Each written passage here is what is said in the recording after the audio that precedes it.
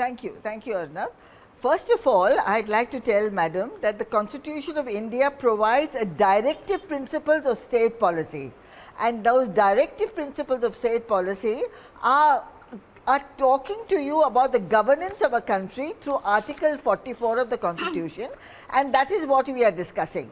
Now, the next point that we come in is that when the lady is talking about a violation against the laws of Islam, let me ask you that for the last 75 years, what law have we been following under the name of Islamic law?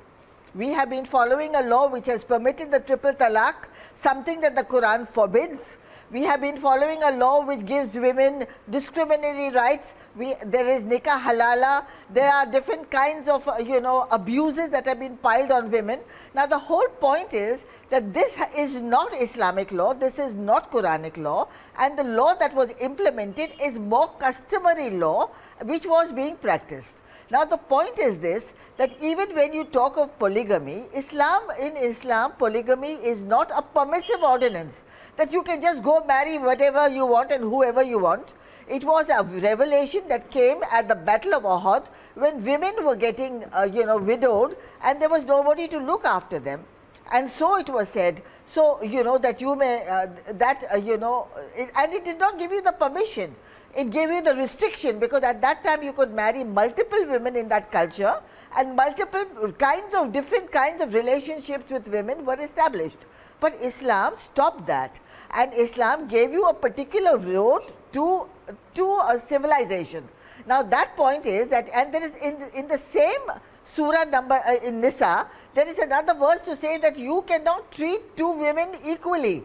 Your heart does not permit it. Now, that is also a verse of the Quran which is pointing towards polygamy, and we find that many nations of the world have brought about very strong restrictions and even prohibitions against polygamy under Islamic law.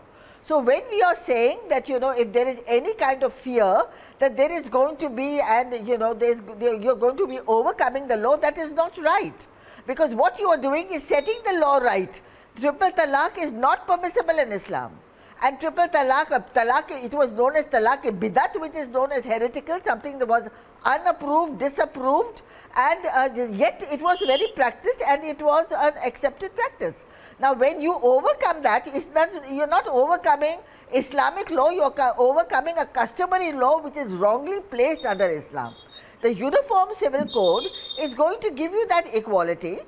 It has to be, of course, there are cultural differences, there are diversities, there are challenges, but one cannot say that we are not going to look at it.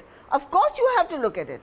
And it has been 75 years since independence that we are looking for non-discriminatory laws, especially against genders, and in the present system of personal laws, cutting across every kind of personal law, discrimination has been introduced. Islam does not permit discrimination, nor does the Quran.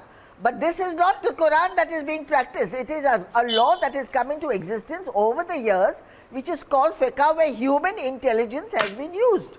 And there is the doctrine of taqleed and there is the doctrine of ijtihad, which one has to discuss. So, when we are talking about the Uniform Civil Code, we are not talking about, we are talking about implementation of a law which is not going to be against the Quran, which is not going to be against Islam. It is going to be very pro-Islam, because we've now broadened the debate. We broadened the debate. Islam gives non-discrimination. We broadened the debate, and this is wonderful.